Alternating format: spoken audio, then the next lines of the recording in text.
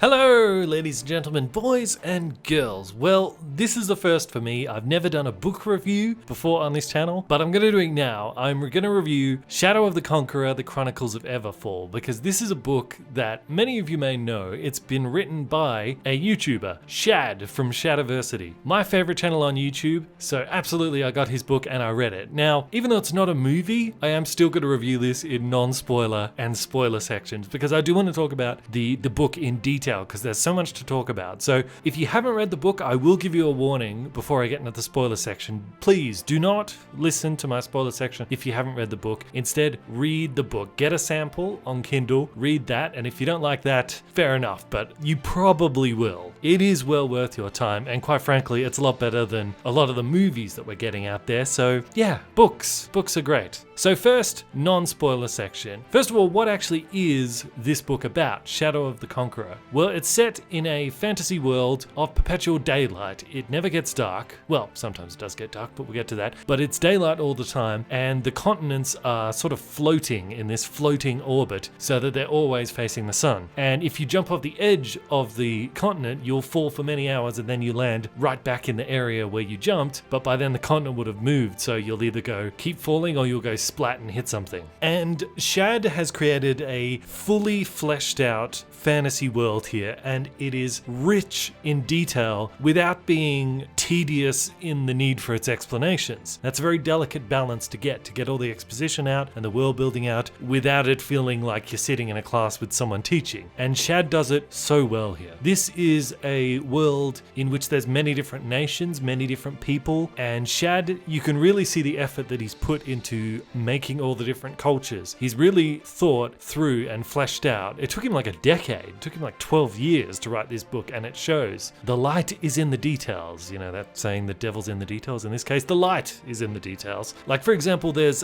one scene early on in the book. I'm still talking like it's a movie. There's one chapter early on in the book where the main character comes across a little farm, and we come across a family in this farm, and they're not hugely important to the story. They're basically just a stepping stone. But even though they're just a stepping stone, we explore a little bit about this family, their culture, their religion. They have a matriarchal family structure where the mother is at the top, and their religion is based around that women are there to create life and preserve life, and men are there for killing and ending life when it's necessary. So that means when they're like growing crops at a farm, the females are the ones who plant them, but it's the males who harvest. So just little details like that really bring this world to life. And because in this fantasy environment the sun never sets, the sun is not just simply a sun. The light itself actually has energy in it, which is used to power all of their technology, and it can also be used to give sort of enhanced special abilities to certain people called archknights or light binders, and you'll see there's different types. And again, Shad does a great job of explaining what these powers are without it becoming tedious and annoying. And later on in the book, when you end up getting some of these powered battles, they're very intricate and very interesting, because you can get inside the minds of both the characters involved in the fight, of how they're sort of countering each other's moves and how they're creatively coming up with ways to use their powers to get around the obstacles of each other. It's like a really intricate game of chess. It's like 4D chess or something. And I gotta say, the characters he's created are very multi-layered. Sometimes there's a tendency in books for all characters to sort of speak with the same voice, if you know what I mean. That was actually one of the criticisms of the book I'm working on, but I'll save my own shameless plugs for later. But my editor said one of the problems with my characters is they all speak with the same voice. They're all kinda the same in their personalities. That is not the case here in Shad's book, Shadow of the Conqueror. Each character has a very distinctly crafted personality. Like if there was a scenario and you imagine different characters in that scenario, different characters would react to that scenario in different ways. Whereas in my book, everyone would kind of act the same because they all speak with one voice. That's not the case here in Shad's book. And this is particularly true with our main character, because our main character, this is not a spoiler because it's all part in the blurb describing the book. He was formerly known as Dayless the Conqueror. He was basically like the Genghis Khan of this world. He killed millions of people in his efforts to conquer the known world at the time, and became very despised and hated. He became kind of like a Stalin-esque character later in his life and was despised by his people. But here in this story, he's given a second chance second chance to remake himself, and he really wants to right the wrongs of his past. And when I initially read the first couple of chapters, I was a bit worried, because sometimes when you have characters like this that were villains in the past but are now trying to be good, sometimes those characters can get a little bit dull, because they're always so down on themselves. They're always like, oh, I'm a terrible person. It can get a bit annoying. So in the first chapter, as soon as I started to read this, I was like, ooh, is this going to be one of those characters that never laughs, never smiles because he's just so sad all the time? And literally on the next page, he's making jokes talking to his own genitals. So I thought, oh great, this isn't going to be a downer story. It's still going to be a fun ride. Looking down to his crotch, he added, "You all right down there?" "Yeah, I know, stupid question considering who you have to put up with. Your family is nuts and the neighbor's an asshole." And also, as you get to know the main character of Daylen, you yourself, you're not only exploring this world that Chad has created, you're exploring the complexities of this main character himself. When the book started out, and in the environment, everyone's talking about how much they hate Dayless the Conqueror, but as the book's going on, because each chapter starts with a short passage that's a memoir of Dayless the Conqueror, of what his backstory is. So each chapter starts with like a little bit of backstory about him in his old life, before we get into what he's doing now in his new life to try and make amends. And as the story's going on, I'm thinking, this Dayless the Conqueror guy, he's really not that bad. I mean, I don't think he's doing anything worse than what most other conquerors in the past have done. But then, of course, as the story goes along, you start to realize, oh, now I'm getting it. Now I'm starting to get the picture as to why this guy is so despised. And it also does a good job of showing the progression of how a good man can become corrupted with power and turn into such a despised tyrant. And this all sort of mixes together to this really intricate character that has all of these strengths and these weaknesses, because we're living in a time where heroic characters are not allowed to have weaknesses. Dayless does have weaknesses, and he has many strengths, but in many ways it's a double-edged sword. Some of the best strengths about him are also his greatest weakness, and he's got to learn to balance all these things out. So that's about all I can say without spoiling specific twists in the story, and there are actually quite a few twists and reveals as we go along. So I'm going to leave the non-spoiler section here. If you haven't read the book, I encourage you to download a sample from Kindle, and if you like it, actually get the audio book on Audible. I ended up getting both because, I wanted to listen to it while I'm working as well as not just read it on my Kindle. I'm a bit lazy. I don't like moving my eyes back and forth. And the audio is really good too. The voice actors who do that do a phenomenal job, and I think actually add a lot more to it as well. So yes, that's it for the spoiler-free section. Highly recommend the book. If you have read it, you can continue on from here. So welcome to the spoiler section. Now, we've all read the book at this point, so we can talk about it, and there's a lot to talk about. Now, I do have to say, now having finished the book, it didn't end the way I thought it would. I didn't think Dayless's true identity would be revealed, but it was revealed, and in a way it was kind of a relief for it to be revealed, because then everyone in the universe is sort of on the same page as us, the reader. But I thought the end of the book was going to go more into what Daylen's destiny is, and I think we're saving that, or Shad's probably saving that for book 2.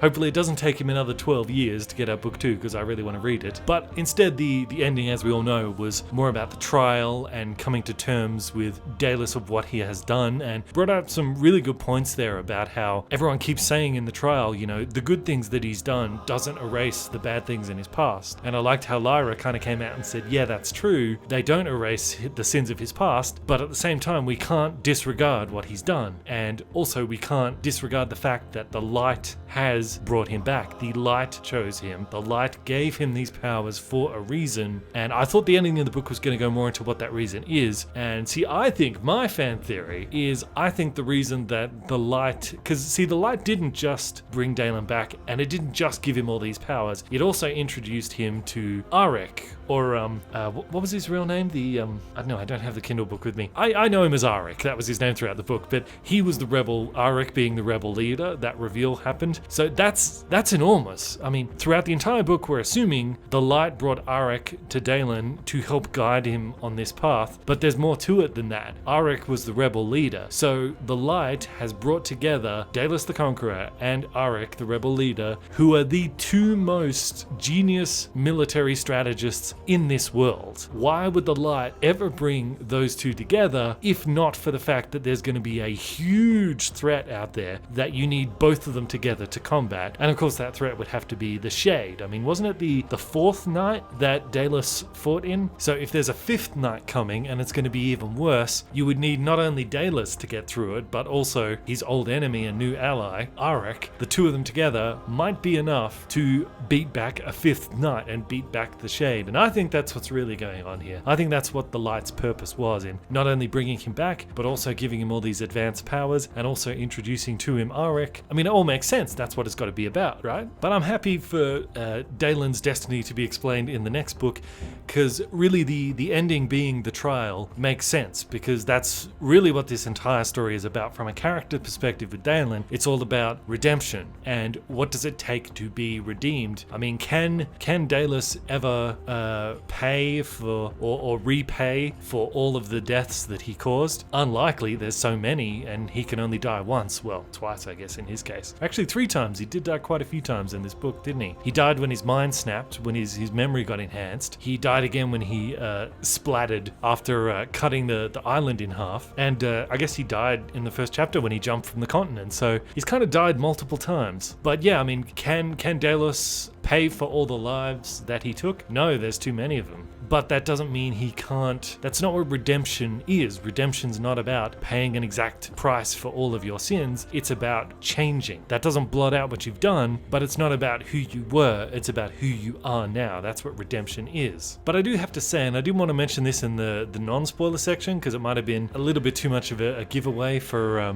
the story, but I think there is a hump in the middle of the story where you kind of don't know where it's going. Like at the point where Dayless has become young again, he's experimented with his powers, he's joined up with Arik, and he's now decided he's going to go off and try to do good in the world. From that point up until, say, when he finally meets up with Lyra and Cusis, what was his name? Cusis? The other guy, the guy that likes food. That gap there, the story can feel a bit like you don't know where it's going. Like, I mean, I was enjoying the story and I was like, okay, he wants to do good, he's going off on this adventure, the world's sort of unfolding in front of you, that's great. But I was asking myself, like, where's this going? Because, like, you know, you watch Lord of the Rings, you know that they're eventually going to end up in Mordor and throw the ring in the volcano. You know that's the goal that they're heading towards. At that sort of act 2, shall we say, of the story, you don't yet know where this is actually going, other than a vague idea of, like, he's going to do good in the world. So I was just kind of, like, I was enjoying the story, and there was lots of twists along the way, like Blackheart being his son and that sort of stuff. But the thought in the back of my head was like, is this what it's just going to be? Just him traveling from place to place doing stuff? That's cool, but don't we need an overarching kind of goal to head towards? And of course, when we do get to the end of the book, we see that Shad did have an end goal he was going towards, and you can see all the way through the book the way it works out that Shad had, of course, crafted this story. He did have an end goal, but there is still that gap in the middle where you as the reader don't know where the goalposts are. You don't know where the story is going. So I think if readers can get over that hump, it's well worth it in the end. And there's plenty of other stuff in the story that kind of keeps you interested until then. And, you know, I think also one of the great things that about the character of Dayless is, if it's Shad's intention that through the actions of Dayless we can also ask ourselves questions about who we are, I think he's done a great job in that. Because throughout a lot of the book, I was kind of identifying with the Dawnists, who were saying, yeah, he was the great bastard, but he still did unify all the nations, which you are going to need when the Shade come back. And I gotta say, I kind of agree with them. Obviously, I don't agree with them smashing an island into a city and unleashing the Shade. That's pretty terrible. But yeah, I definitely would have been one of the people in the trial there who was like, let's give Dayless the Conqueror a second chance. He might be a bastard, but at least now he's our bastard. He's a bastard for us. And even at the beginning of the book, where he gets his powers and he's like, I want to make the world a better place, but then he thinks, I got to be careful because I've done this before in building my empire. It was always with good intentions of, I want to make the world a better place, but it went wrong. So he instead goes for the option of, like, I'm just going to do what good I can in the world and try to lead by example. But even so, I personally am still more on the side of empire building. I think you could do do more good there as the ruler of an empire than he can leading by example, Superman style, as an arch knight. But one thing I do sort of wonder about is, perhaps this was explained but I didn't get it, is in concept of the world building is, so there's the continent that Daylen is on, and there's other floating islands around. So all the nations that we hear about, are they all on the same continent, or are there other floating continents out there? And also I kind of missed as to exactly where the shade come from. Like, are the shade on the underside of the floating continent and they come up to the surface, or is there every, like, say 100 years or so there's another cycle of darkness and they come through that? I mean, that I'd probably have to go back and read the Kindle again. I'm sure it's probably explained in there, but just right now off the top of my head I'm not too sure about that. But it does make me wonder, like, are there other continents out there? I mean, is that where Shad's going? There's going to be other wars between other continents that are floating out there. Maybe there's a continent in perpetual darkness all the time, who knows? And it's eventually going to crash into this one, so we'll have a continent of humans versus a continent of shades. Who knows? I guess only Shad knows. So look, that's my full review of Shadow of the Conqueror, Chronicles of Everfall. If you guys have read it, let me know what you think down in the comment section below. So I'll put links to the book down in the description. I am Bandit, this is Bandit Incorporated. Until next time, I will see you guys in the comments.